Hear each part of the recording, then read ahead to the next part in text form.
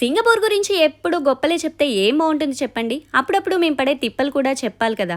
ఏం చేద్దాం మాస్టరు, మానవ జన్మ కదా. తృప్తి అనేది ఎక్కడే ఇచ్చింది.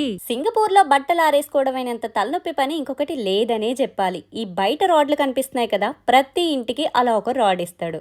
దాంతో 5-6 కర్రలు కూడా ఇస్తాడు. నానా తిప్పలా పడి బట్టలు అయితే ఆరేస్తాము, కానీ ఈ సింగపూర్లో ఎప్పుడు ఎండ ఉంటుందో ఎప్పుడు వాన పడుతుందో ఎవరికీ తెలియదు. వాన పడుతుంది కదా అని హడావిడిగా కర్రలాగామా, పుసుక్కుని చేయి జారిందా ఎవరి తలన్నా బలవుతుంది.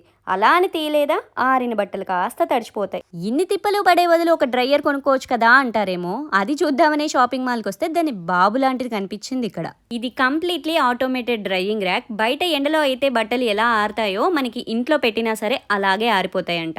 కర్మరా బాబు, బట్టలు ఆరిపెట్టుకోవడానికి కూడా ఎన్ని తిప్పలు పడాల్సి వస్తుందో. మొత్తానికి డీటెయిల్స్ అన్నీ కనుక్కున్నాను. తమ్ముడు మనకి ఆఫర్ ప్రైస్ కూడా ఇచ్చాడు, కానీ దీన్ని తీసుకురావడానికి ఇంకొంచెం టైం పడుతుంది. వచ్చాక హిట్టా ఫట్టా మాట్లాడు.